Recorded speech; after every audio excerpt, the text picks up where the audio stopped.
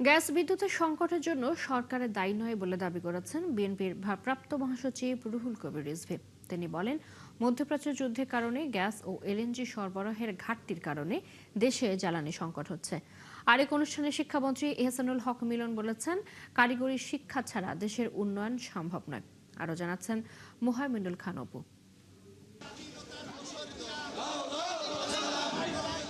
প্রধানমন্ত্রী তারেক রহমানের নেতৃত্বাধীন সরকারের ৬ মাস পর মন্ত্রিসভা ও দলে কিছুটা পরিবর্তন এসেছে। জহিরুদ্দিন স্বপনকে প্রধানমন্ত্রীর রাজনৈতিক উপদেষ্টা এবং রুহুল কবির রিজভীকে দায়িত্ব দেওয়া হয়েছে বিএনপির ভারপ্রাপ্ত মহাসচিব হিসেবে। নতুন দায়িত্ব পেয়ে রবিবার দলের প্রতিষ্ঠাতা শহীদ রাষ্ট্রপতি জিয়াউর রহমান ও সাবেক প্রধানমন্ত্রী খালেদা জিয়ার সমাধিতে শ্রদ্ধা জানাতে চান তারা।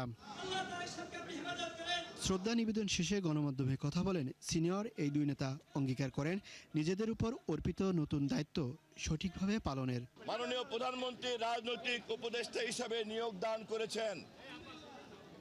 আমি সর্বশক্তিমানের দরবারে শুকরিয়া আদায় করি এবং মাননীয় প্রধানমন্ত্রীর জন্য গভীরভাবে কৃতজ্ঞতা প্রকাশ করছি।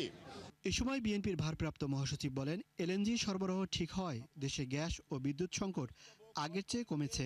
কিছু কিছু সংকট হয়েছে বিভিন্ন কারণে, সেটার জন্য সরকার বা অন্য কোনো কিছু দায়ী নয়। যুদ্ধের কারণে আমাদের জ্বালানি সংকট হয়েছে। মহেশখালীতে ভাসমান যে টার্মিনাল, সেটার যে ত্রুটি হয়েছিল সেটা সম্পূর্ণরূপে সারাই করা হয়েছে, ঠিক হয়ে গেছে।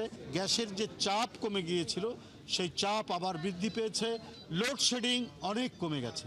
সাংবাদিকদের প্রশ্নের জবাবে বলেন, দলকে শক্তিশালী করতে সর্বোচ্চ চেষ্টা করবেন তিনি।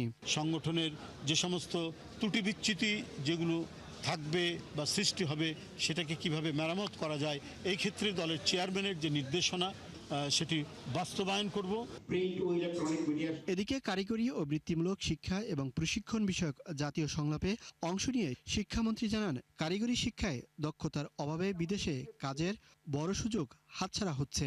বাইরে ঘুরে বেরিয়েছি, দেখেছি হিউজ লোকজন, তাদের কোনো কারিগরি দক্ষতা নেই এবং তারা ওখানে কোনো কাজ জানেন, তাই কাজ পায় না।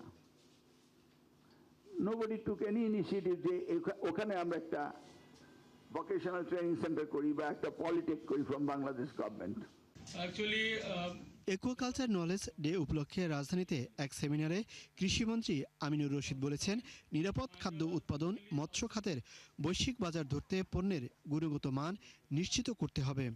আমার মাটি পলিউটেড, আমার পানি পলিউটেড হচ্ছে, আমার এয়ার পলিউটেড হচ্ছে, আমার দেশের মানুষ কঠিন রোগে আক্রান্ত হচ্ছে। মুহাইমিনুল খান অপু, ৭১, ঢাকা।